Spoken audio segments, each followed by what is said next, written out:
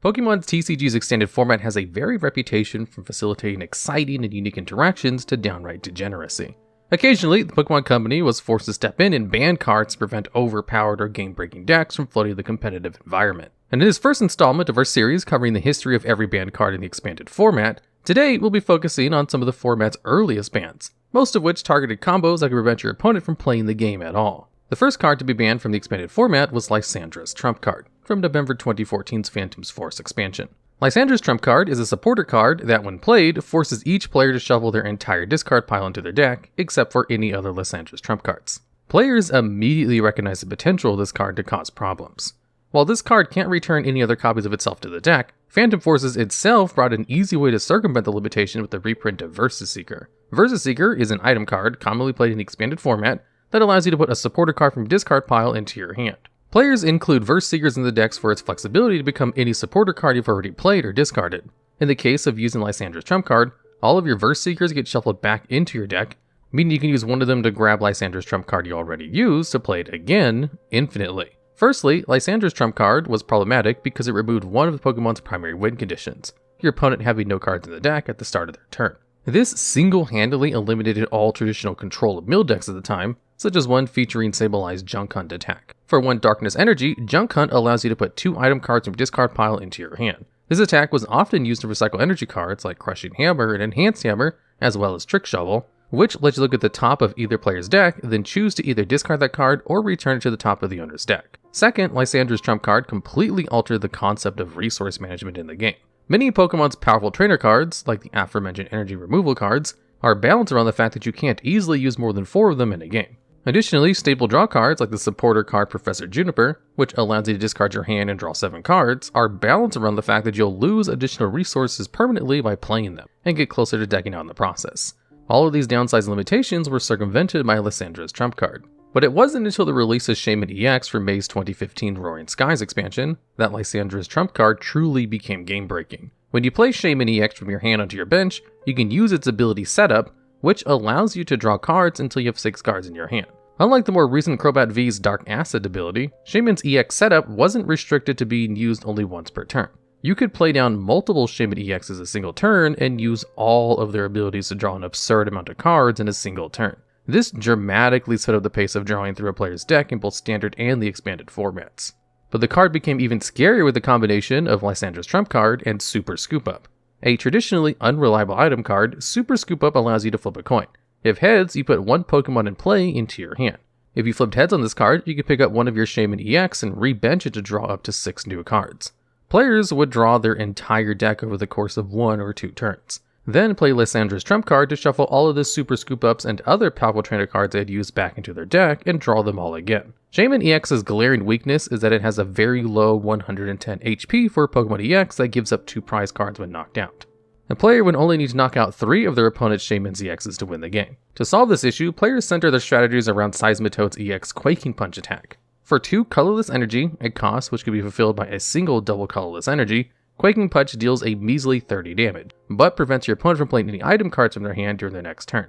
An average deck at the time consisted of over 40% item cards, meaning Quaking Punch dealt a crushing blow to consistency, dramatically reducing the likelihood an opponent could capitalize on any bench Shaman EX.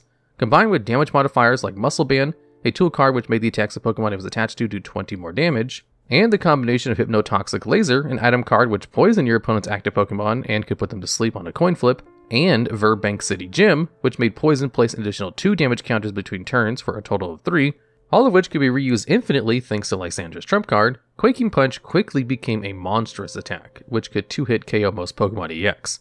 Paired with the aforementioned energy removal cards, Crushing Hammer and Enhanced Hammer, as well as the unique Team Flare tool card, Head Ringer, that you could attach to your opponent's Pokemon EX, make each of their attacks cost an additional color energy to use, this deck became unstoppable. It was even capable of being its hard counter, a deck based around the Grass-type Pokemon Virizion and Genesect EX. They both hit Seismitoad EX's weakness, and Virizion EX even restricted its attacks in addition to turning off Hypnotoxic Laser's poison through its Verdant Ward ability. 3-time world champion Jason showcased the power of the Seismitoad deck against Virizion and Genesect in his final matchup against Dane in the 2015 Madison, Wisconsin Regional Championships. The power of energy disruption nearly prevented Virizion and Genesect from attacking at all in the second and third games of the set. Lysandre's trump card was banned from both the standard and expanded formats only a few weeks after the final matchup was played, becoming the first card to be banned from any format since Neogenesis Sneasel well over a decade earlier. The Ancient Origins expansion, released in August of 2015, included a powerful new stadium card, Forest of Giant Plants. While in play, Forest of Giant Plants broke the traditional rules of evolution by allowing each player's grass-type Pokemon to evolve during that player's first turn, or on the turn the Pokemon was put into play. This immediately caused a game-breaking interaction with Shiftry released 3 years prior. While at first glance, a Dark-type Shiftry doesn't seem to benefit from Forest of Giant Plants, it could evolve from a Grass-type Seedot and Nuzleaf, allowing Shiftry to be put into play on turn 1. When you play Shiftry from your hand to evolve Nuzleaf, you can use Shiftry's Giant Fan ability. It allows you to flip a coin. If it's heads, shuffle one of your opponent's Pokemon and all cards attached to it into their deck. Using cards like De-Evolution Spray, an item card that allows you to devolve one of your Pokemon, returning its highest stage to your hand, and Super Scoop Up, Shiftry's ability could be used as many times per turn in order to shuffle all of your opponent's Pokemon into their deck, allowing you to win the game before your opponent ever took their first turn. The Pokémon Company recognized this interaction immediately and banned Shiftry before this combination of cards was ever able to be used in tournaments. Shiftry would stay banned for 2 years, leaving Forest of Giant Plants legal in the expanded format, but in July of 2017, the Pokémon Company reversed their decision, unbanning Shiftry and banning Forest of Giant Plants instead.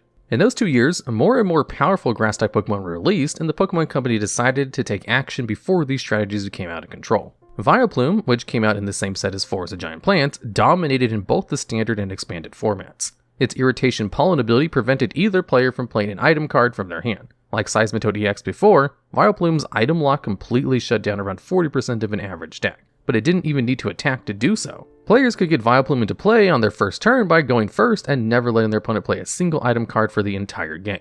This was especially crippling for Stage 2 Pokemon that relied on Rare Candy, an item card which allows you to evolve one of your basic Pokemon into a Stage 2 Pokemon directly, skipping the Stage 1.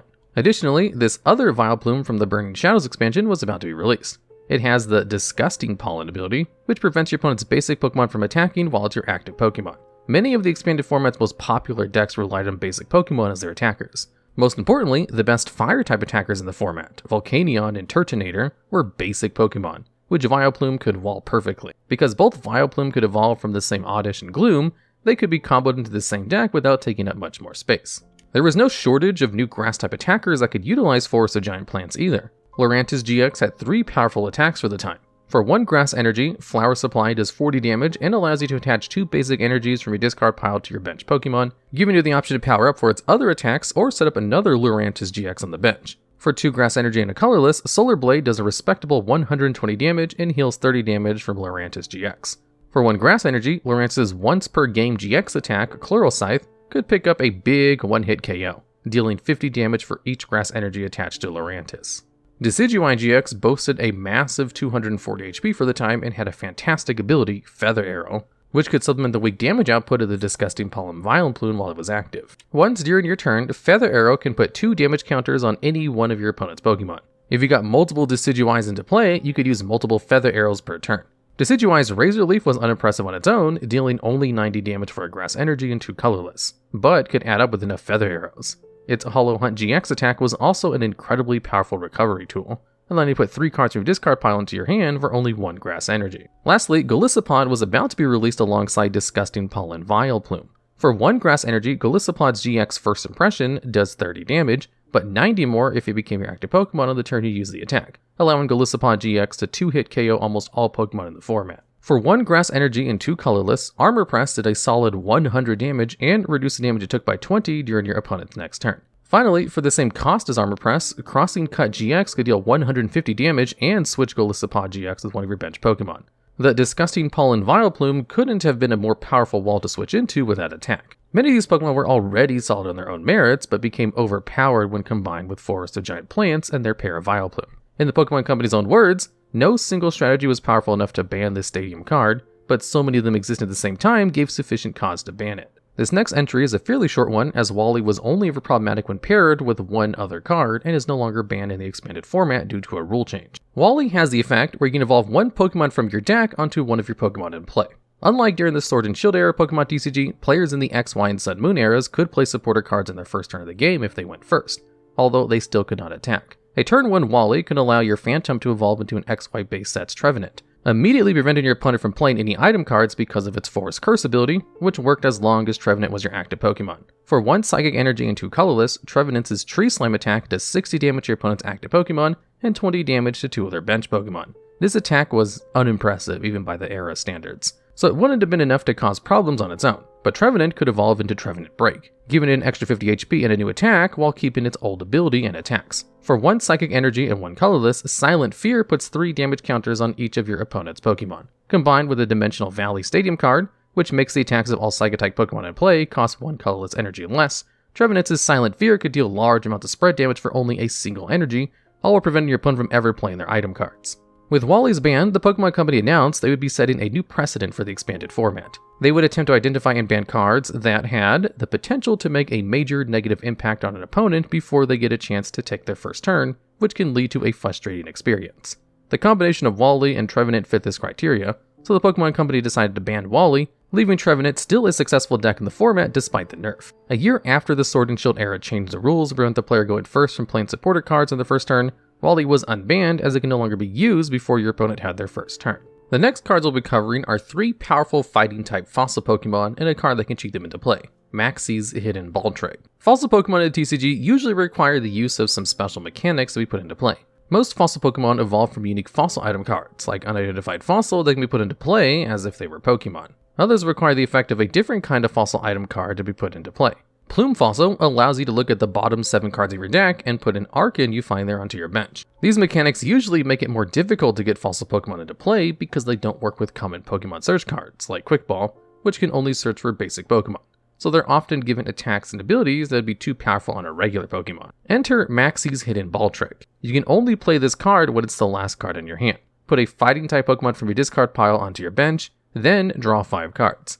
While getting down to 1 card hand and having a desired fighting type Pokemon in your discard pile might seem like a lot to ask for, the expanded format had plenty of options to make this strategy dangerously consistent. Battle Compressor is an item that allows you to search your deck for any 3 cards and discard them. This 1 card could get a copy of each of the fighting type Pokemon you play into your discard pile, and could even be used to put Maxie's Hidden Ball Trick in the discard pile if you want to access it through the Versus Seeker in your hand. Alongside Shaman EX and its setup ability, Trainer's Mail, an item card which allows you to put a trainer card from the top 4 cards of your deck into your hand, increase consistency by acting as an extra outs to any of those combo pieces.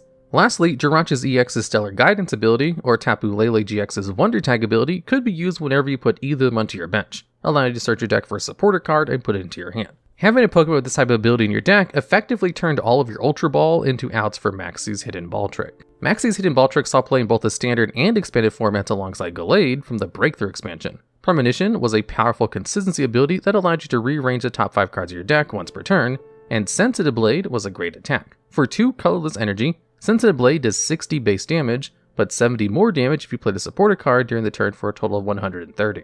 Gallade was an exceptionally versatile card and was especially useful as a counter to popular fighting weak Pokemon at the time, like Drampa GX. But Gallade wasn't game-breaking, even when combined with Maxie's Hidden Ball Trick. It would take a much older card combined with Maxie's Hidden Ball Trick to warrant a ban, Archeops. Released in 2011's Noble Victories expansion, Archeops saw almost no play for the first 4 years of its existence. It evolved from Archon, which could be put onto play from the bottom 7 cards of the deck with the effect of Plume Fossil. Even when a new Archon was released with the Prehistoric Call ability, allowing you to put from the discard pile into the bottom of your deck, guaranteed Plume Fossil would hit it. Archeops proved to be too difficult to get into play to be worth it despite its ludicrously powerful ability, Ancient Power. As long as Archeops was in play, Ancient Power prevented either player from playing any Pokemon from their hand to evolve any of their Pokemon. While there were a couple of ways to get around this effect, namely the item card Evo Soda, which allows you to search your deck for Pokemon that evolves from one of your Pokemon in play and evolve it immediately from your deck rather than from your hand, Ancient Power was still crippling to all decks that revolved around Pokemon's core mechanic of evolution.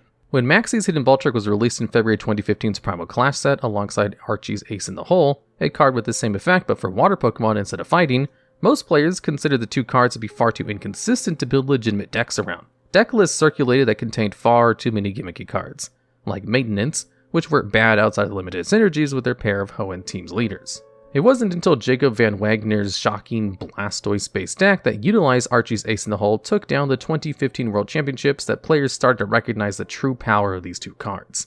Soon, the combination of Maxie's Hidden Ball Trick, Archeops, and Gallade began to dominate in the expanded format alongside the format's best basic attackers, the most infamous being Yveltal EX. For 1 darkness energy and 1 colorless, its Evil Ball attack could build up to massive amounts of damage, dealing 20 damage plus 20 more damage for each energy card attached to both active Pokemon. Yveltal EX could take advantage of the format's best energy acceleration item card, Dark Patch, which attaches a darkness energy from your discard pile to one of your bench Dark-type Pokemon. The Pokémon Company finally decided to take action against Archeops at the same time they banned Forest of Giant Plants. While Yveltal EX was starting to be outclassed by newer decks, it was only a matter of time before another powerful basic attacker came along and abused Archeops to shut down evolution-based decks. This resulted in Archeops being banned preemptively. The Pokémon Company stated, removing a different part of the combo, Maxie's Hidden Ball Trick or Battle Compressor was also considered, but banning Archeops impacted existing strategies the least, so that was the route that made the most sense. However, it wouldn't be long before they altered the decision, and Maxie's Hidden Ball Trick entered the ban list as well. February 2019's Team Up expansion was about to release 2 more powerful fossil Pokemon to the format, Amistar and Kabutops. As long as Amistar was in play, its Fossil Bind ability prevented your opponent from playing any item card from their hand as long as you had fewer Pokemon in play than they did. As proven by Vileplume and Trevenant, preventing your Pokemon from playing item cards before they even started their turn was a problem that warranted a ban. As long as Kabutops was your active Pokemon, its Fossilized Memories ability prevented your opponent from playing any supporter cards. Most decks rely on supporter cards even more than item cards, so this effect was increasingly deadly. Instead of banning both Amistar and Kabutops, the Pokémon Company decided to eliminate the root cause, resulting in Maxie's Hidden Ball Trip's ban. Archeops was kept on the ban list because of a card that had been released while it was still banned, Ditto Prism Star. Its Almighty Evolution ability allowed it to evolve into any Stage 1 Pokemon. Despite Arcan's classification as a restored Pokemon, Archeops was still considered a regular Stage 1 Pokemon, which meant Ditto Prism Star could evolve into it using Almighty Evolution. This would have made it too easy to get Archeops into play, so it was left on the ban list where it resides today. Alright, and that's this installment in the history of every banned card in the expanded format. Look out for the next part where we'll be covering a variety of hand disruption cards that were too powerful to escape their bans, and comment what you found most interesting about the cards and decks featured in this video.